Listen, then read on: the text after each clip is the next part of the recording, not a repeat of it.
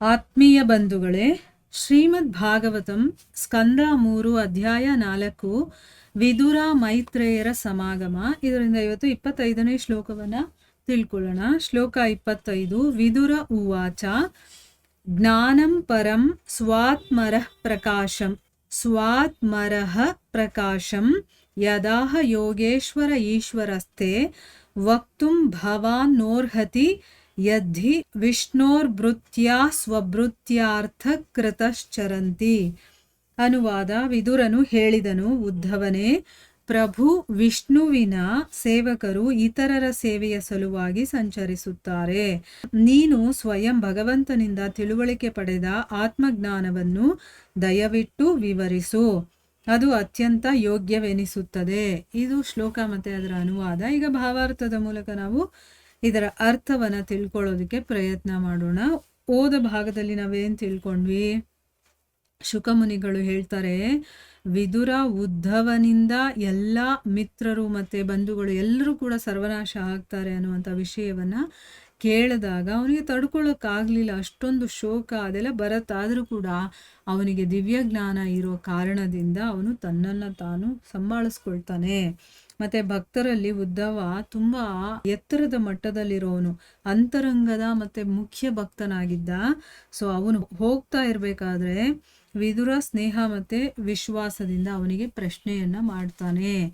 ಈಗ ಅವನು ಏನ್ ಪ್ರಶ್ನೆ ಮಾಡ್ತಾನೆ ಅನ್ನೋದನ್ನ ಈ ಒಂದು ಶ್ಲೋಕದಿಂದ ನಾವು ತಿಳ್ಕೊಳ್ಳೋಣ. ವಿದುರ ಹೇಳ್ತಾನೆ, ಉದ್ಧವನೇ, ಪ್ರಭು ವಿಷ್ಣುವಿನ ಸೇವಕರು, ಭಗವಂತನ ಸೇವಕರಿದಾರಲ್ಲ, ಅವರು ಬೇರೆಯವರ ಸೇವೆಗೋಸ್ಕರ, ಬೇರೆಯವರಿಗೆ ಒಳ್ಳೇದಾಗ್ಲಿ, ಅವರಿಗೆ ಹಿತವಾಗಲಿ ಅನ್ನೋ ಕಾರಣದಿಂದ ಅವರು ಸಂಚರಿಸ್ತಾ ಇರ್ತಾರೆ. ಶುದ್ಧಾತ್ಮರೆಲ್ಲ ಅವ್ರು ಏನು ಬರಬೇಕು ಅಂತ ನೆಸೆಸಿಟಿ ಇಲ್ಲ. ಆದರೂ ಯಾಕೆ ಬರ್ತಾರೆ ಅಂತಂದ್ರೆ ನಮ್ಮನ್ನ ಉದ್ಧಾರ ಮಾಡೋದಕ್ಕೋಸ್ಕರ ಬರ್ತಾರೆ. ನಮಗೆ ಒಳ್ಳೇದಾಗಲಿ, ಅವರಿಗೆ ಸಿಕ್ಕಿರುವಂಥದ್ದು ನಮಗೂ ಸಿಗ್ಲಿ ಅನ್ನುವಂಥ ಒಂದೇ ಒಂದು ಕಾರಣದಿಂದ ಅವರು ಇಲ್ಲಿ ಸಂಚಾರ ಮಾಡ್ತಾ ಇರ್ತಾರೆ. ಸೊ ನೀನು ಸ್ವಯಂ ಭಗವಂತನಿಂದಾನೇ ತಿಳುವಳಿಕೆಯನ್ನ ಪಡ್ಕೊಂಡಿದ್ಯಾ, ಅಂದ್ರೆ ಆತ್ಮಜ್ಞಾನವನ್ನು ತಿಳ್ಕೊಂಡಿದ್ಯಲ್ಲ, ಅದನ್ನ ದಯವಿಟ್ಟು ನನಗೆ ವಿವರಣೆ ಮಾಡಿ ಹೇಳು. ಅದು ನಿಜವಾಗ್ಲೂ ಯೋಗ್ಯ ಅಂತ ಅನ್ಸುತ್ತೆ. ನನಗಿವಾಗ ಆ ವಿಷಯ ತಿಳ್ಕೋಬೇಕು ಅಂತ ಇಷ್ಟ. ನೀನು ಸ್ವಯಂ ಭಗವಂತನಿಂದ ತಿಳ್ಕೊಂಡಿದ್ಯಲ್ವಾ, ಆ ವಿಷಯವನ್ನ ನನಗೂ ಕೂಡ ತಿಳಿಸು ಅಂತ ಅಂದ್ಬಿಟ್ಟು ಕೇಳ್ಕೊಳ್ತಾನೆ. ಈಗ ಭಾವಾರ್ಥದಲ್ಲಿ ಗುರುಗಳೇನು ಹೇಳಿದ್ದಾರೆ ಅಂತ ತಿಳ್ಕೊಳ್ಳೋಣ. ಭಗವಂತನ ಸೇವಕರು ನಿಜವಾಗಿಯೂ ಸಮಾಜ ಸೇವಕರಾಗಿರುತ್ತಾರೆ. ದಿವ್ಯ ಜ್ಞಾನದಲ್ಲಿ ತಿಳುವಳಿಕೆ ನೀಡುವುದರ ಹೊರತು ಅವರಿಗೆ ಮಾನವ ಸಮಾಜದಲ್ಲಿ ಇತರ ಆಸಕ್ತಿ ಇರುವುದಿಲ್ಲ. ನೋಡಿ, ಭಗವಂತನ ಸೇವಕರಿದಾರಲ್ಲ, ಅವರು ನಿಜವಾಗ್ಲೂ ಸಮಾಜ ಸೇವಕರು. ಈಗ ಸಮಾಜ ಸೇವಕರು ಅಂತ ಅನ್ಕೊಂಡಿದ ತಕ್ಷಣ ನಾವು ಲೌಕಿಕಕ್ಕೇನು ಬೇಕೋ ಅದನ್ನ ಕೊಡುವಂಥವ್ರು ಅಂತ ಯೋಚನೆ ಮಾಡಬಾರ್ದು. ಭಕ್ತರಿಗೆ ಲೌಕಿಕದ ವಿಚಾರ ಯಾವುದರಲ್ಲೂ ಆಸಕ್ತಿ ಇರೋದಿಲ್ಲ. ಅವ್ರೇನು ಅಂತಂದ್ರೆ ದಿವ್ಯ ಜ್ಞಾನದ ತಿಳುವಳಿಕೆಯನ್ನ ಕೊಡೋದಕ್ಕೆ, ಅಂದ್ರೆ ಆ ಭಗವಂತನ ವಿಷಯವನ್ನ ಪ್ರಚಾರ ಮಾಡಿ ಭಗವಂತನ ಹತ್ರಕ್ಕೆ ಹೋಗ್ಬೇಕು ಅಂತಂದ್ರೆ, ಅವನ ಭಕ್ತಿಯನ್ನ ಪಡಿಬೇಕು ಅಂತಂದ್ರೆ ನಾವು ಏನು ಮಾಡಬೇಕೋ ಆ ವಿಷಯದಲ್ಲಿ ನಮಗೆ ಸಹಾಯ ಮಾಡ್ತಾರೆ ಅವರು. ಅದಕ್ಕೋಸ್ಕರ ಬೇರೆ ಯಾವುದ್ರಲ್ಲೂ ಅವ್ರಿಗೆ ಆಸಕ್ತಿ ಇರೋದಿಲ್ಲ. ಭಗವಂತನೊಡನೆ ಜೀವಿಯ ಸಂಬಂಧ, ದಿವ್ಯ ಸಂಬಂಧದ ಕಾರ್ಯಗಳು ಮತ್ತು ಮಾನವ ಜೀವನದ ಅಂತಿಮ ಗುರಿಯ ಜ್ಞಾನ, ಇವುಗಳ ಬೋಧೆಯಲ್ಲಿ ಅವರು ಆಸಕ್ತರು. ಅದೇ ನಿಜವಾದ ಜ್ಞಾನವಾಗಿದೆ. ನೋಡಿ, ಇವಾಗ ಭಕ್ತರಿಗೆ ಯಾವುದರಲ್ಲಿ ಆಸಕ್ತಿ, ಏನು ಹೇಳೋದಕ್ಕೆ ಅವ್ರು ಬರ್ತಾರೆ ಅನ್ನೋದನ್ನ ಹೇಳ್ತಾ ಇದ್ದಾರೆ. ಯಾವ ವಿಷಯದ ಬಗ್ಗೆ ಅವ್ರು ಹೇಳ್ತಾರೆ? ಭಗವಂತನ ಜೊತೆ ಜೀವಿಯ ಸಂಬಂಧ ಏನು? ಇವಾಗ ನಮ್ಗೆ ಅನ್ಸುತ್ತೆ, ನನಗೂ ಭಗವಂತನಿಗೂ ಏನು ಸಂಬಂಧ ಇದೆ ಅಂತ ನಮಗೆ ಪ್ರಶ್ನೆ ಬರುತ್ತಲ್ಲ, ಆ ಪ್ರಶ್ನೆಗೆ ಉತ್ತರ ಮತ್ತೆ ಆ ದಿವ್ಯ ಸಂಬಂಧದ ಕಾರ್ಯಗಳು ಹೇಗಿರುತ್ತೆ, ಮತ್ತೆ ಮನುಷ್ಯ ಜೀವನ ನಮಗೆ ಸಿಕ್ಕಿದೆಯಲ್ಲ, ಇದರ ಅಂತಿಮ ಗುರಿ ಏನು, ಏನನ್ನ ಸಾಧಿಸೋದಕ್ಕೋಸ್ಕರ ನಾವು ಈ ಒಂದು ದೇಹವನ್ನ ಪಡೆದಿದ್ದೀವಿ ಅಥವಾ ಮನುಷ್ಯ ಅನ್ನುವಂಥ ಒಂದು ಯೋನಿಯಲ್ಲಿ ನಾವು ಬಂದಿದ್ದೀವಿ ಅಂತಂದ್ರೆ ಅದು ಯಾವ ಕಾರಣಕ್ಕೆ, ಮತ್ತೆ ಏನು ಸಾಧನೆ ಮಾಡೋದಕ್ಕೋಸ್ಕರ ನಮ್ಗೆ ಈ ಮನುಷ್ಯ ಜೀವನ ಸಿಕ್ಕಿರೋದು, ಇಂಥ ಒಂದು ಬೋಧನೆ ಮಾಡೋದ್ರಲ್ಲಿ ಅವ್ರ ಆಸಕ್ತಿಯನ್ನ ಇಟ್ಕೊಂಡಿರ್ತಾರೆ. ಅದೇ ನಿಜವಾದ ಜ್ಞಾನ. ಬೇರೆದೆಲ್ಲ ಅಜ್ಞಾನ ಅಂತಾನೆ ತಿಳ್ಕೋಬೇಕು. ಸೊ ಅದಕ್ಕೆ ಆಧ್ಯಾತ್ಮಿಕ ವಿಚಾರಗಳು ಏನಿದೆಯೋ ಅದರ ಬಗ್ಗೆ ತಿಳುವಳಿಕೆ ಕೊಡೋದಕ್ಕೋಸ್ಕರ ಅವ್ರು ಬರ್ತಾರೆ. ಅದರಲ್ಲೇ ಅವ್ರಿಗೆ ಆಸಕ್ತಿ. ಅದರಿಂದನೇ ನಮ್ಮ ಒಂದು ಉನ್ನತಿ ಆಗೋದು ಅಥವಾ ನಾವು ನಮ್ಮ ಗುರಿಯನ್ನು ತಲುಪೋದಕ್ಕಾಗೋದು. ಮನುಷ್ಯ ಜೀವನ ಅನ್ನೋದು ಸಿಕ್ಕಿರೋದೇ ನಾವು ನಮ್ಮ ಗುರಿಯನ್ನ ತಲುಪಬೇಕು ಅಂತ. ಅದನ್ನ ತಿಳ್ಕೊಳ್ಳೋ ಒಂದು ಆಸಕ್ತಿ ನಮ್ಮಲ್ಲಿಲ್ಲ. ಆದ್ರೆ ಅದನ್ನ ತಿಳಿಸೋದಕ್ಕೋಸ್ಕರನೇ ಇವರೆಲ್ಲ ಸಂಚಾರ ಮಾಡ್ತಾ ಇರ್ತಾರೆ. ಭಗವಂತನ ಭಕ್ತರಿಗೆ ಆ ಭಗವಂತನ ವಿಚಾರವನ್ನ ಬಿಟ್ರೆ ಬೇರೆ ಯಾವುದರಲ್ಲೂ ಇಂಟ್ರೆಸ್ಟ್ ಇರೋದಿಲ್ಲ. ಮಾನವ ಕಲ್ಯಾಣದ ನೈಜ ಗುರಿಯನ್ನು ಸಾಧಿಸಲು ಸಮಾಜಕ್ಕೆ ಅದು ಸಹಾಯ ಮಾಡುತ್ತದೆ. ಆಹಾರ, ನಿದ್ರೆ, ಭಯ, ಮೈಥುನಗಳೆಂಬ ದೈಹಿಕ ಅಗತ್ಯಗಳ ವಿಚಾರದ ತಿಳುವಳಿಕೆಯು ಜ್ಞಾನದ ಬೆಳವಣಿಗೆಯ ಹಲವು ಶಾಖೆಗಳಲ್ಲಿ ಪರಿವರ್ತನೆಗೊಂಡಿವೆ. ಅವೆಲ್ಲವೂ ತಾತ್ಕಾಲಿಕ ಜ್ಞಾನಗಳಾಗಿವೆ. ನೋಡಿ, ಮಾನವ ಕಲ್ಯಾಣದ ನಿಜವಾದ ಗುರಿ ಅಂದ್ರೆ ನಮಗೆ ಮನುಷ್ಯ ಜನ್ಮ ಸಿಕ್ಕಿದೆಯಲ್ಲ, ಈ ಒಂದು ಜನ್ಮದ ಗುರಿ ಏನು ಅಂತಂದ್ರೆ ಸರಿಯಾದ ಜ್ಞಾನ ತಿಳುವಳಿಕೆಯನ್ನು ತಿಳ್ಕೊಂಡು ನಮ್ಮ ಗುರಿಯನ್ನ ತಲುಪೋದು. ಅಂದ್ರೆ ಏನು? ಭಗವಂತನ ಧಾಮಕ್ಕೆ ಹೋಗೋದು ಅಥವಾ ಆತ್ಮ ಸಾಕ್ಷಾತ್ಕಾರವನ್ನ ಮಾಡಿಕೊಳ್ಳೋದು, ಭಗವಂತನನ್ನ ಪಡೆಯೋದು, ಈ ರೀತಿ ಬೇರೆ ಬೇರೆ ಹೆಸರುಗಳಲ್ಲಿ ಕರಿತೀವಿ. ಆ ಒಂದು ನಿಜವಾದ ಗುರಿಯನ್ನ ಸಾಧಿಸೋದಕ್ಕೆ ಈ ಸಮಾಜಕ್ಕೆ ಈ ಭಕ್ತರು ಕೊಡ್ತಾರಲ್ಲ ಜ್ಞಾನ, ಅದು ತುಂಬಾ ಇಂಪಾರ್ಟೆಂಟು. ಅದೇ ನಮಗೆ ಮುಖ್ಯವಾಗಿ ಸಹಾಯ ಮಾಡುವಂಥದ್ದು. ಇಲ್ಲಿ ಆಹಾರ, ನಿದ್ರೆ, ಭಯ, ಮೈಥುನ ಅಂತ ಹೇಳ್ತೀವಲ್ವಾ, ಇದು ಬರೀ ಈ ದೇಹಕ್ಕೆ ಅಗತ್ಯವಾಗಿರುವಂಥದ್ದು. ಇಂಥ ಅಗತ್ಯಗಳ ವಿಚಾರ ಇದೆಯಲ್ಲ, ಅಂದ್ರೆ ಇದರ ಬಗ್ಗೆ ತಿಳುವಳಿಕೆಯನ್ನ ತಿಳ್ಕೊಳ್ತೀವಲ್ವಾ. ಈಗ ನಾವು ಸ್ಕೂಲ್ಗಳಿಗೆ ಹೋಗ್ತೀವಲ್ವಾ, ಅದರಲ್ಲಿ ಏನು ಹೇಳ್ಕೊಡ್ತಾರೆ? ಈ ಪ್ರಪಂಚಕ್ಕೆ ಏನು ಬೇಕೋ ಆ ವಿಷಯದ ಬಗ್ಗೆ ನಮಗೆ ಮಾಹಿತಿಗಳು ಗೊತ್ತಾಗುತ್ತೆ. ಈಗ ಸಮಾಜಶಾಸ್ತ್ರ ಅಂತ ಇಟ್ಟಿದ್ದಾರೆ. ಏನಿದೆ ಆ ಸಮಾಜಶಾಸ್ತ್ರದಲ್ಲಿ? ರಾಜರು ಅಥವಾ ಯಾರ್ಯಾರು ಹಿಂದೆ ಈ ಒಂದು ಪ್ರಪಂಚವನ್ನ ಆಳಿ ಹೋಗಿದಾರೋ ಅವರ ಬಗ್ಗೆ ನಮಗೆ ಎಲ್ಲ ಮಾಹಿತಿಗಳು ಸಿಗುತ್ತೆ. ಇನ್ನು ವಿಜ್ಞಾನ ಅಂತಂದ್ರೇನು? ಈ ಪ್ರಪಂಚದ ಬಗ್ಗೆ ಒಂದು ವಿಶೇಷವಾದಂತಹ ಜ್ಞಾನ, ತಿಳುವಳಿಕೆ ಕೊಡುವುದನ್ನ ವಿಜ್ಞಾನ ಅಂತ ಹೇಳ್ತೀವಿ. ಈ ಶರೀರದ ಬಗ್ಗೆ ತಿಳುವಳಿಕೆ ಕೊಡುತ್ತೆ ಅಲ್ವಾ. ಆಮೇಲೆ ಗಣಿತ, ಅದು ಲೆಕ್ಕಾಚಾರ, ಹೇಗೆ ಲೆಕ್ಕಾಚಾರಗಳನ್ನು ಮಾಡೋದು ಅದು ಹೇಳ್ಕೊಡುತ್ತೆ. ಈ ಸಮಾಜದಲ್ಲಿ ಇರಬೇಕಾದ್ರೆ ನಮಗೆ ಭಾಷೆ ಮುಖ್ಯ, ಆ ಭಾಷೆಗಳ ಬಗ್ಗೆ ಹೇಳ್ಕೊಡುತ್ತೆ. ಈ ರೀತಿ ನಾವು ಓದೋದೆಲ್ಲ ಬರೀ ಈ ಐಹಿಕ ಪ್ರಪಂಚದಲ್ಲಿ ನಾವು ಬದುಕಬೇಕಾದ್ರೆ, ಇಲ್ಲಿ ಸರ್ವೈವ್ ಆಗಬೇಕಾದ್ರೆ ಏನು ಬೇಕೋ ಆ ಜ್ಞಾನವನ್ನ ಕೊಡುತ್ತದು ಅಲ್ವಾ. ಇದು ಬೇರೆ ಬೇರೆ ಶಾಖೆಗಳಲ್ಲಿ ಪರಿವರ್ತನೆಗೊಂಡಿದೆ. ಆದರೆ ಇದೆಲ್ಲ ಯಾವುದು? ತಾತ್ಕಾಲಿಕ ಜ್ಞಾನ. ಈ ಶರೀರ ಇರೋವರೆಗೂ ಮಾತ್ರ ಬೇಕಾಗಿರುವಂಥದ್ದು. ಇದು ನಮಗೆ ಶಾಶ್ವತವಾಗಿ ಬೇಕಾಗಿರುವಂಥದ್ದಲ್ಲ.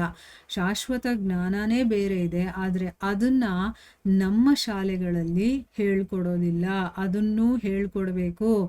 ಯಾಕೆ ಅಂತಂದ್ರೆ ಮುಂದೆ ಹೇಳ್ತಾರೆ ನೋಡಿ, ಜೀವಿಯು ಭೌತಿಕ ಶರೀರ ಅಲ್ಲ. ಈಗ ನಮಗೆ ಗೊತ್ತಾಗಿದೆ ಅಲ್ವಾ, ನಾನು ಯಾರು ಅಂತಂದ್ಬಿಟ್ಟು. ನಾನು ಈ ಶರೀರ ಅಲ್ಲ, ನಾನು ಆತ್ಮ ಅನ್ನೋದು ನಮಗೆ ಗೊತ್ತಾಗಿದೆ. ಅದಕ್ಕೆ ಭಗವದ್ಗೀತೆ ಇಂಪಾರ್ಟೆಂಟ್ ನೋಡಿ. ಇದೆಲ್ಲ ಭಗವದ್ಗೀತೆಯ ವಿಷಯಗಳು. ಇದನ್ನ ನಾವು ತಿಳ್ಕೊಂಡಿದ್ದೆ ನಮಗೆ ಗೊತ್ತಾಗುತ್ತೆ ಇಲ್ಲಿ ಯಾಕೆ ಈ ರೀತಿ ಹೇಳ್ತಾ ಇದ್ದಾರೆ ಅಂತಂದ್ಬಿಟ್ಟು. ಈ ಭೌತಿಕ ಶರೀರ ಅನ್ನೋದು ನಾವಲ್ಲ ಅಲ್ವಾ, ಆದರೆ ಪರಮಚೇತನದ ಶಾಶ್ವತ ವಿಭಿನ್ನಾಂಶವಾಗಿದ್ದಾನೆ. ಹೀಗೆ ಆತ್ಮ ಸಾಕ್ಷಾತ್ಕಾರದ ಪುನರುಜ್ಜೀವನವು ಅಗತ್ಯವಾಗಿದೆ. ಇಂತಹ ಜ್ಞಾನವಿಲ್ಲದೆ ಮಾನವ ಜೀವನವು ವ್ಯರ್ಥವಾಗುತ್ತದೆ. ಈಗ ನಾವು ಶರೀರ ಅಲ್ಲ ಅಂತಂದ್ಮೇಲೆ ಅದರ ಬಗ್ಗೆ ತಿಳುವಳಿಕೆ ತಿಳ್ಕೊಂಡು ಏನು ಮಾಡಬೇಕಾಗಿದೆ? ಈ ಶರೀರದಲ್ಲಿ ನಾವು ಇರೋದ್ರಿಂದ ಅದರ ಬಗ್ಗೆನೂ ಸ್ವಲ್ಪ ಮಟ್ಟಿಗೆ ತಿಳ್ಕೋಬೇಕು. ಆದರೆ ಈ ಮನುಷ್ಯ ಶರೀರ ನಮಗೆ ಸಿಕ್ಕಿರೋದು ಏನಕ್ಕೆ? ಅದನ್ನ ಮರ್ತೋಗಿದ್ದೀವಿ. ಕಾರಲ್ಲಿ ಕೂತ್ಕೊಂಡಿರೋ ವ್ಯಕ್ತಿ ಬಗ್ಗೆ ನಾವು ಇಂಪಾರ್ಟೆನ್ಸ್ ಕೊಡದೆ ಕಾರ್ ಬಗ್ಗೆನೇ ಇಂಪಾರ್ಟೆನ್ಸ್ ಕೊಡ್ತಾ ಇದ್ರೆ, ವ್ಯಕ್ತಿ ಸರಿಯಾಗಿದ್ರೆ ಅಲ್ವಾ ಕಾರ್ ಓಡಿಸೋಕ್ಕಾಗೋದು. ಆ ಕಾರ್ ಯಾಕೆ ಕೊಟ್ಟಿದ್ದಾರೆ? ಯಾವುದೋ ಒಂದು ಗುರಿಯನ್ನು ತಲುಪೋದಕ್ಕೆ. ಅದನ್ನೇ ಮರ್ತು ಹೋದ್ರೆ ನಾವು ಬರೀ ಕಾರನ್ನು ಒರೆಸ್ಕೊಂಡು ಅದಕ್ಕೆ ಪೆಟ್ರೋಲ್ ಹಾಕ್ಕೊಂಡು ಕೂತ್ಕೊಂಡಿದ್ರೆ ಏನು ಪ್ರಯೋಜನ? ಎಲ್ಲಿಗೆ ಹೋಗಬೇಕು ಗುರಿ? ಆ ಗುರಿಯನ್ನು ಸಾಧಿಸೋದಕ್ಕೆ ಅದರಲ್ಲಿ ಕೂತಿರುವಂಥ ಡ್ರೈವರ್ ಇದ್ದಾನಲ್ಲ, ಅವನಿಗೂ ಇಂಪಾರ್ಟೆನ್ಸ್ ಕೊಡಬೇಕಲ್ವ ನಾವು. ಅದನ್ನ ಈ ರೀತಿ ಹೇಳ್ತಾ ಇದ್ದಾರೆ. ಏನು ಅಂದ್ರೆ, ನಾವು ಈ ಭೌತಿಕ ಶರೀರ ಅಲ್ಲ, ಆ ಭಗವಂತನ ಪರಮಚೇತನ ಅಂತ ಕರೀತಾರೆ ಭಗವಂತನನ್ನ. ಆ ಚೇತನದ ಶಾಶ್ವತ ವಿಭಿನ್ನಾಂಶ ಅಂದ್ರೆ ಅದು ಕ್ಷಣಿಕ ಅಲ್ಲ, ನಾವು ಶಾಶ್ವತವಾಗಿ ಇರುವಂಥವ್ರು. ಅಂತ ಒಂದು ಅಂಶ, ಭಗವಂತನಿಂದ ಬೇರೆ ಆಗಿರುವಂಥ ಒಂದು ಸಣ್ಣ ಅಂಶ ನಾವು. ಹೀಗೆ ನಮಗೆ ಆತ್ಮ ಸಾಕ್ಷಾತ್ಕಾರ ಅನ್ನೋದಿದೆಯಲ್ಲ, ಅಂಥ ಪುನರುಜ್ಜೀವನ ಅಗತ್ಯವಾಗಿ ಬೇಕಾಗುತ್ತೆ. ಅದನ್ನು ಪಡಿಬೇಕು ಅಂತಂದರೆ ಈ ಜ್ಞಾನ ಹಿಂದೆ ನಮಗೆ ಸಿಗೋದಕ್ಕೆ ಸಾಧ್ಯನೇ ಇಲ್ಲ. ಅಂತ ಜ್ಞಾನವನ್ನು ತಿಳ್ಕೊಂಡಿಲ್ಲ ಅಂತಂದರೆ ನಮಗೆ ಮನುಷ್ಯ ಜೀವನ ಸಿಕ್ಕಿ ಕೂಡ ನಮಗೆ ವ್ಯರ್ಥ ಆಗ್ಬಿಡುತ್ತೆ. ಪ್ರಭು ವಿಷ್ಣುವಿನ ಸೇವಕರಿಗೆ ಈ ಹೊಣೆಗಾರಿಕೆಯ ಕೆಲಸವನ್ನು ವಹಿಸಲಾಗಿದೆ. ಆದ್ದರಿಂದ ಅವರು ಭೂಮಿಯ ಎಲ್ಲೆಡೆ ಮತ್ತು ಬ್ರಹ್ಮಾಂಡದ ಎಲ್ಲ ಇತರ ಲೋಕಗಳಲ್ಲಿ ಸುತ್ತುತ್ತಾರೆ. ಹೀಗೆ ಉದ್ಧವನು ಭಗವಂತನಿಂದ ನೇರವಾಗಿ ಪಡೆದ ಜ್ಞಾನವು ಮಾನವ ಸಮಾಜದಲ್ಲಿ ಹರಡಲು ಅರ್ಹವಾಗಿದೆ. ಅದರಲ್ಲೂ ವಿಶೇಷವಾಗಿ ಭಗವಂತನ ದಿವ್ಯ ಸೇವೆಯಲ್ಲಿ ಮೇಲ್ಮಟ್ಟದಲ್ಲಿರುವ ವಿದುರನಂತಹ ವ್ಯಕ್ತಿಗಳಿಗೆ ವಿತರಿಸಬೇಕಾಗಿದೆ. ಸೊ ಇವಾಗ ನಮ್ಮ ಮನುಷ್ಯ ಜೀವನ ವ್ಯರ್ಥವಾಗಬಾರ್ದು, ಅದಕ್ಕೆ ಜ್ಞಾನವನ್ನು ತಿಳ್ಕೋಬೇಕು. ಅದಕ್ಕೆ ಅಂತಾನೆ ಭಗವಂತನ ಸೇವಕರು ಈ ಒಂದು ಹೊಣೆಗಾರಿಕೆಯನ್ನು ಹೊತ್ಕೊಂಡಿದ್ದಾರೆ. ಭಗವಂತ ಅವರಿಗೆ ಈ ಹೊಣೆಯನ್ನು ಕೊಟ್ಟಿದ್ದಾನೆ, ನೀವು ಹೋಗಿ ಎಲ್ಲ ಕಡೆ ಈ ಒಂದು ಜ್ಞಾನವನ್ನು ಪಸರಿಸಿ ಅಂತಂದ್ಬಿಟ್ಟು. ಸೊ ಅದಕ್ಕೋಸ್ಕರ ಅವರು ಎಲ್ಲ ಕಡೆ ಸುತ್ತುತ್ತಾ ಇರ್ತಾರೆ. ಎಲ್ಲೆಲ್ಲಿ ಯಾರ್ಯಾರು ಸಿಗ್ತಾರೋ ಅವರಿಗೆಲ್ಲ ಇದನ್ನು ಹರಡ್ತಾ ಇರ್ತಾರೆ. ಈಗ ನಾರದ ಮುನಿಗಳನ್ನು ನೋಡಿರ್ತೀವಲ್ವಾ, ಅವರು ತಂಬೂರಿಯನ್ನು ಹಿಡ್ಕೊಂಡು ಭಗವಂತನ ನಾಮಸ್ಮರಣೆ ಮಾಡ್ಕೊಂಡು ಹೋಗ್ತಿರ್ತಾರೆ. ಯಾರಿಗಾದ್ರೂ ಅದ್ರ ಬಗ್ಗೆ ಹೇಳಬೇಕು ಭಗವಂತನ ಬಗ್ಗೆ ಅಂತಂದ್ರೆ ಅವ್ರ ಹತ್ರ ಹೋಗ್ತಾರೆ, ಅಲ್ಲಿ ಭಗವಂತನ ವಿಚಾರಗಳನ್ನ ಹೇಳ್ತಾರೆ, ಅಥವಾ ಭಗವಂತ ಏನಾದ್ರು ಕೆಲಸ ಹೇಳಿದ್ರೆ ಅದನ್ನ ಮಾಡ್ತಾರೆ. ಒಟ್ನಲ್ಲೇನು ಇಲ್ಲಿರೋರನ್ನ ಉದ್ಧಾರ ಮಾಡಬೇಕು. ನಾರದ ಮುನಿಗಳಿಂದ ಉದ್ಧಾರ ಆಗಿರುವಂಥವ್ರು ಬೇಕಾದಷ್ಟು ಜನ ಇದ್ದಾರೆ. ಎಕ್ಸಾಂಪಲ್ಗೆ ವಾಲ್ಮೀಕಿ ಮಹರ್ಷಿಗಳು, ಧ್ರುವ, ಹೀಗೆ ಬೇಕಾದಷ್ಟು ಜನ ಇದ್ದಾರೆ. ಒಬ್ಬರಾದ ಮೇಲೆ ಒಬ್ರು ಈ ರೀತಿ ಅವರಿಂದ ತಿಳುವಳಿಕೆ ಜ್ಞಾನವನ್ನು ಪಡ್ಕೊಂಡವರು ಮುಕ್ತಾತ್ಮರಾಗಿದ್ದಾರೆ. ಹೀಗೆ ಉದ್ಧವ ಕೂಡ ಭಗವಂತನಿಂದ ನೇರವಾಗಿ ಆ ಒಂದು ಜ್ಞಾನವನ್ನು ಪಡ್ಕೊಂಡು ಬೇರೆಯವ್ರಿಗೂ ಕೂಡ ಹರಡೋದಕ್ಕೆ ಅವನು ಅರ್ಹತೆಯನ್ನು ಪಡೆದಿದ್ದಾನೆ. ಯಾಕಂದರೆ ಭಗವಂತನಿಂದ ಸ್ವಯಂ ಆ ಜ್ಞಾನವನ್ನು ತಗೊಂಡಿರ್ತಾನಲ್ವ, ಅದಕ್ಕೋಸ್ಕರ. ಅದರಲ್ಲೂ ಕೂಡ ವಿಶೇಷವಾಗಿ ಇವಾಗ ಭಗವಂತನ ಭಕ್ತರ ಒಂದು ಪಟ್ಟಿಯಲ್ಲಿ ಅಥವಾ ದಿವ್ಯ ಸೇವೆಯನ್ನು ಮಾಡುವಂಥವರಲ್ಲಿ ಮೇಲ್ಮಟ್ಟದಲ್ಲಿರುವಂತಹ ವಿದುರರಂತಹ ವ್ಯಕ್ತಿಗಳಿಗೂ ಕೂಡ ಈ ಒಂದು ಜ್ಞಾನವನ್ನು ಅವರು ಹಂಚಬೇಕಲ್ವಾ, ಅದನ್ನ ಇಲ್ಲಿ ಹೇಳ್ತಾ ಇದ್ದಾರೆ. ನಿಜವಾದ ದಿವ್ಯ ಜ್ಞಾನವು ಶಿಷ್ಯ ಪರಂಪರೆಯಲ್ಲಿ ಶ್ರೀಕೃಷ್ಣನಿಂದ ಉದ್ಧವನಿಗೆ, ಉದ್ಧವನಿಂದ ವಿದುರರಿಗೆ ಹೀಗೆ ಸಾಗಿ ಬರುತ್ತದೆ. ಅಂತಹ ಪರಮ ದಿವ್ಯ ಜ್ಞಾನವನ್ನು ಲೌಕಿಕ ವಿದ್ವಾಂಸ ತಾರ್ಕಿಕರೆನಿಸುವವರು ನಡೆಸುವ ಅಪಕ್ವ ಊಹಾತ್ಮಕ ಚಿಂತನೆಯ ಪ್ರಕ್ರಿಯೆಗಳಿಂದ ಸಾಧಿಸಲು ಸಾಧ್ಯವಿಲ್ಲ. ಇಲ್ಲಿ ಗುರುಗಳೇನು ಹೇಳ್ತಾ ಇದ್ದಾರೆ ಅಂತಂದ್ರೆ, ನಿಜವಾದ ದಿವ್ಯ ಜ್ಞಾನ ಇದೆಯಲ್ಲ ಅದು ಶಿಷ್ಯ ಪರಂಪರೆಯಲ್ಲಿ ಬರುತ್ತೆ. ಅಂದ್ರೆ ಒಬ್ಬರಿಂದ ಒಬ್ಬರಿಗೆ ಅದು ಹರಡುತ್ತಾ ಬರುತ್ತೆ. ಈಗ ಶ್ರೀಕೃಷ್ಣನಿಂದ ಉದ್ಧವನಿಗೆ ಸಿಕ್ತು, ಉದ್ಧವನಿಂದ ವಿದುರನಿಗೆ ಸಿಕ್ತು, ಹೀಗೆ ಅದು ನಡ್ಕೊಂಡು ಬರುತ್ತೆ. ಈಗ ಭಗವದ್ಗೀತೆನೂ ಅಷ್ಟೇನೆ, ಒಬ್ಬರಿಂದ ಒಬ್ಬರಿಗೆ ಹಾಗೆ ಬರೋದು. ಎಲ್ಲ ಒಂದು ದಿವ್ಯ ಜ್ಞಾನಗಳು ಕೂಡ ಶಿಷ್ಯ ಪರಂಪರೆಯಲ್ಲೇ ಬರುತ್ತೆ. ಅಂತಹ ಪರಮ ದಿವ್ಯ ಜ್ಞಾನವನ್ನ ಲೌಕಿಕ ವ್ಯಕ್ತಿಗಳು, ವಿದ್ವಾಂಸ ಅಂತ ಅನ್ಕೊಂಡಿರೋರು, ತರ್ಕ ಮಾಡುವಂಥವ್ರು ಅಥವಾ ಊಹೆ ಮಾಡಿಕೊಂಡು ಇದಿರ್ಬೋದು ಅದಿರ್ಬೋದು ಅಂತ ನಡೆಸ್ತಾರಲ್ಲ, ಅಂಥವರು ಇದನ್ನು ಮಾಡೋದಕ್ಕೆ ಸಾಧ್ಯನೇ ಇಲ್ಲ, ಇದ್ರ ಬಗ್ಗೆ ಮಾತಾಡೋದಕ್ಕೆ ಅವರಿಗೆ ಸಾಧ್ಯ ಇಲ್ಲ. ಪರಮಾಂ ಸ್ಥಿತಿಂ ಎಂದಿರುವ ರಹಸ್ಯ ಜ್ಞಾನವನ್ನು ಉದ್ಧವನಿಂದ ತಿಳಿಯಲು ವಿದುರನು ಕಾತರನಾಗಿದ್ದನು. ಅದು ಶ್ರೀಕೃಷ್ಣನ ದಿವ್ಯ ಲೀಲೆಗಳಿಂದಲೇ ಅವನನ್ನು ತಿಳಿಯುವ ಜ್ಞಾನವಾಗಿದೆ. ಈಗ ಉದ್ಧವನಿಂದ ವಿದುರರಿಗೆ ಈ ರಹಸ್ಯ ಜ್ಞಾನವನ್ನು ನಾನು ಕೂಡ ತಿಳ್ಕೋಬೇಕು, ನನಗೆ ಸ್ವಯಂ ಭಗವಂತ ಹೇಳಲಿಲ್ಲ ಅಂದ್ರೂ ಪರವಾಗಿಲ್ಲ, ಉದ್ಧವನಿಗೆ ಹೇಳಿದಾರಲ್ಲ ಅವನಿಂದ ನಾನು ಈ ವಿಷಯವನ್ನು ತಿಳ್ಕೋಬೇಕು ಅನ್ನೋ ಒಂದು ಕಾತುರತೆ ಅವರಲ್ಲಿದೆ. ಇದೆಲ್ಲ ಶ್ರೀಕೃಷ್ಣನ ದಿವ್ಯ ಲೀಲೆಗಳಿದೆಯಲ್ಲ ಅದರಿಂದನೇ ತಿಳ್ಕೋಬೇಕಾಗಿರುವಂಥ ವಿಚಾರ, ಅದರಿಂದನೇ ತಿಳ್ಕೋಬೇಕಾಗಿರುವಂತಹ ಜ್ಞಾನ. ಅಂದರೆ ಭಗವಂತನ ಲೀಲೆಗಳಿಂದ ಭಗವಂತನನ್ನ ತಿಳ್ಕೊಳ್ಳುವಂಥ ಜ್ಞಾನ ಇದು. ವಿದುರನು ಉದ್ಧವನಿಗಿಂತ ಹಿರಿಯನಾಗಿದ್ದರೂ ಈ ದಿವ್ಯ ಬಾಂಧವ್ಯದಲ್ಲಿ ಉದ್ಧವನ ದಾಸನಾಗಲು ಕಾತರನಾಗಿದ್ದನು. ಈ ದಿವ್ಯ ಶಿಷ್ಯ ಪರಂಪರಾ ಸೂತ್ರವನ್ನು ಶ್ರೀ ಚೈತನ್ಯ ಮಹಾಪ್ರಭುಗಳೂ ಬೋಧಿಸಿದ್ದಾರೆ. ಅಂದರೆ ಜ್ಞಾನ ಅನ್ನೋದು ಇವರಲ್ಲೇ ಇರಬೇಕು ಅವರಲ್ಲೇ ಇರಬೇಕು ಅಂತೇನಿಲ್ಲ, ಅವರಿಗೆ ದೊಡ್ಡವರೇ ಆಗಿರಬೇಕು ಕಿರಿಯರಾಗಿರಬಾರ್ದು, ಆ ರೀತಿ ಯಾವುದೇ ಭೇದ ಭಾವ ಇಲ್ಲ. ವಿದುರರು ಉದ್ಧವನಿಗಿಂತ ದೊಡ್ಡವರು, ಹಿರಿಯರು, ಆದರೂ ಕೂಡ ನಾನು ಅವನ ದಾಸ ಆಗಬೇಕು, ಉದ್ಧವನ ದಾಸ. ಯಾಕಂದರೆ ಅವನು ತಿಳುವಳಿಕೆ ಅಥವಾ ಭಕ್ತಿಯಲ್ಲಿ ಇವರಿಗಿಂತ ಮುಂದೆ ಇದ್ದಾನೆ ಅನ್ನೋದು ಗೊತ್ತಿದೆ, ಅವರಿಗೆ ಒಂದು ಉನ್ನತ ಸ್ಥಿತಿಯಲ್ಲಿದ್ದಾರೆ ಅಂತ ಗೊತ್ತಿದೆ. ಅದಕ್ಕೋಸ್ಕರ ಅವರಿಗೆ ದಾಸರಾಗಿ ಅವರಿಂದ ಈ ವಿಷಯವನ್ನು ತಿಳ್ಕೋಬೇಕು ಅಂತ ಅವರು ಬಯಸ್ತಾ ಇದ್ದಾರೆ. ಈ ದಿವ್ಯವಾದಂಥ ಶಿಷ್ಯ ಪರಂಪರಾ ಸೂತ್ರ ಇದೆಯಲ್ಲ, ಇದನ್ನು ಶ್ರೀ ಚೈತನ್ಯ ಮಹಾಪ್ರಭುಗಳು ಕೂಡ ಬೋಧನೆ ಮಾಡಿದ್ದಾರೆ. ವ್ಯಕ್ತಿಯು ಬ್ರಾಹ್ಮಣ, ಶೂದ್ರ, ಗೃಹಸ್ಥ, ಸನ್ಯಾಸಿ ಯಾರೇ ಆಗಿರಬಹುದು, ಆದರೆ ಅವನು ಶ್ರೀಕೃಷ್ಣ ವಿಜ್ಞಾನವನ್ನು ನಿಜವಾಗಿ ತಿಳಿದಿರಬೇಕು ಎಂದಿದ್ದಾರೆ. ಶ್ರೀಕೃಷ್ಣ ವಿಜ್ಞಾನವನ್ನು ತಿಳಿದ ವ್ಯಕ್ತಿಯು ನಿಜವಾಗಿಯೂ ಪ್ರಾಮಾಣಿಕ ಗುರುವಾಗಿರುತ್ತಾನೆ. ನೋಡಿ, ಇಲ್ಲಿ ಈ ಭಗವಂತನ ವಿದ್ಯೆ ಅಥವಾ ಜ್ಞಾನ ಅನ್ನೋದೇನಿದೆಯೋ ಅದನ್ನು ಹೇಳೋದಕ್ಕೆ ಅಥವಾ ಕೇಳೋದಕ್ಕೆ ಅವನು ಬ್ರಾಹ್ಮಣನೇ ಆಗಿರಬೇಕು ಅಂತೇನಿಲ್ಲ, ಅಥವಾ ಶೂದ್ರನಾಗಿದ್ದರೆ ಅವನು ಮಾಡೋಕ್ಕಾಗಲ್ಲ ಅಂತನೂ ಇಲ್ಲ.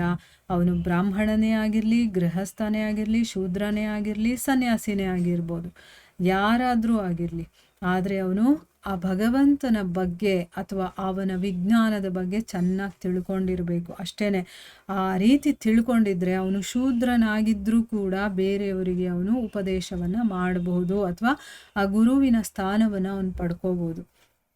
ಈಗ ನಾವು ಏನು ಅಂದ್ಕೊಳ್ತೀವಿ, ಬ್ರಾಹ್ಮಣರು ಮಾತ್ರ ಭಗವಂತನ ವಿಷಯವನ್ನು ಮಾತಾಡಬೇಕು ಅಂತ ನಾವು ಜಾತಿಯನ್ನು ಇಟ್ಕೊಂಡು ಮಾತಾಡ್ತೀವಿ ಅಲ್ವಾ. ಇಲ್ಲಿ ಜಾತಿ ಪ್ರಶ್ನೆನೇ ಬರೋದಿಲ್ಲ. ಇಲ್ಲಿ ಭಗವಂತ ಅದನ್ನು ಭಗವದ್ಗೀತೆಯಲ್ಲೇ ಹೇಳಿದ್ದಾನೆ. ಅಂದರೆ ಈ ಚಾತುರ್ವರ್ಣಗಳನ್ನು ಗುಣ ಮತ್ತು ಕರ್ಮಗಳಿಂದ ವಿಭಾಗಿಸಿದ್ದೀನಿ ಅಂತ ಹೇಳಿದ್ದಾನೆ ಹೊರತು ಹುಟ್ಟಿನಿಂದ ಅಲ್ಲ. ಅದರಿಂದ ಅವ್ರು ನಡ್ಕೊಳ್ಳೋಂಥ ನಡವಳಿಕೆ, ಅವ್ರು ತಿಳ್ಕೊಂಡಿರುವಂಥ ತಿಳುವಳಿಕೆ, ಅವರ ಜ್ಞಾನದ ಆಧಾರದ ಮೇಲೆ ಒಬ್ಬ ಬ್ರಾಹ್ಮಣನ, ಕ್ಷತ್ರಿಯನ, ಶೂದ್ರನ, ವೈಶ್ಯನ ಅನ್ನೋದು ಡಿಸೈಡ್ ಆಗುತ್ತೆ. ಸೊ ಹಾಗೆ ಅವನು ಕುಲದಲ್ಲಿ ಶೂದ್ರನಾಗಿ ಹುಟ್ಟಿದ್ರೂ ಪರವಾಗಿಲ್ಲ, ಅವನು ಭಗವಂತನ ಜ್ಞಾನವನ್ನು ಕಂಪ್ಲೀಟಾಗಿ ತಿಳ್ಕೊಂಡಿರೋನಾಗಿದ್ದರೆ ಅವನು ಕೂಡ ಬೇರೆಯವರಿಗೆ ಉಪದೇಶ ಕೊಡಬಹುದು ಅಥವಾ ಗುರು ಆಗಬಹುದು ಅನ್ನೋದನ್ನು ಇಲ್ಲಿ ಹೇಳ್ತಾ ಇರೋದು. ಈಗ ವಾಲ್ಮೀಕಿಗಳು ಯಾರಾಗಿದ್ರು? ಒಬ್ಬ ದರೋಡೆಕೋರರಾಗಿದ್ರು ಅಲ್ವಾ. ಆಮೇಲೆ ಏನಾದರೂ ರಾಮಾಯಣವನ್ನೇ ಬರೆದ್ರು? ಬರಿಬಾರ್ದು ಅಂತೇನಿಲ್ವಲ್ಲ. ಯಾಕೆ? ಅವರು ಬ್ರಹ್ಮನನ್ನು ತಿಳ್ಕೊಂಡ್ರು, ಆಮೇಲೆ ಅವರು ಬ್ರಾಹ್ಮಣರಾದರು. ಬ್ರಾಹ್ಮಣ ಅಂತಂದರೆ ಯಾರು? ಬ್ರಹ್ಮನನ್ನು ಯಾರು ಅರ್ತಿರ್ತಾನೋ, ಅಂದರೆ ಬ್ರಹ್ಮ ಜಾನಾತಿ ಇತಿ ಬ್ರಾಹ್ಮಣ. ಅವನು ಯಾವ ಜಾತಿಯಲ್ಲಾದರೂ ಹುಟ್ಟಿರಲಿ, ಅದು ಇಂಪಾರ್ಟೆಂಟ್ ಆಗೋದೇ ಇಲ್ಲ. ಈಗ ಬ್ರಾಹ್ಮಣರ ಕುಲದಲ್ಲಿ ಹುಟ್ಟುಬಿಟ್ಟು ಅವನು ಬ್ರಹ್ಮನನ್ನೇ ತಿಳ್ಕೊಂಡಿಲ್ಲ ಅಂದರೆ ಅವನು ಬ್ರಾಹ್ಮಣನಾಗೋದಕ್ಕೆ ಸಾಧ್ಯ ಇಲ್ಲ. ಅವನು ಆ ಜಾತಿಯಲ್ಲಿ ಹುಟ್ಟಿರ್ಬೋದು, ಆದರೆ ಅವನು ನಿಜವಾಗ್ಲೂ ಬ್ರಾಹ್ಮಣನಾಗಬೇಕು ಅಂತಂದರೆ ಆ ಭಗವಂತನ ಬಗ್ಗೆ ಅವನಿಗೆ ತಿಳುವಳಿಕೆ ಇರಬೇಕು ಅನ್ನೋದು ಇದರ ಅರ್ಥ. ಈಗ ನಮಗೆ ಗೊತ್ತಾಯ್ತಲ್ವಾ? ವಿದುರರು ಇವಾಗ ಕೇಳಿದ್ದಾರೆ, ಉದ್ದವರು ಏನು ಹೇಳ್ತಾರೆ ಅನ್ನೋದನ್ನು ನಾವು ಮುಂದಿನ ಭಾಗದಲ್ಲಿ ತಿಳ್ಕೊಳ್ಳೋಣ. ಹರೇ ಕೃಷ್ಣ.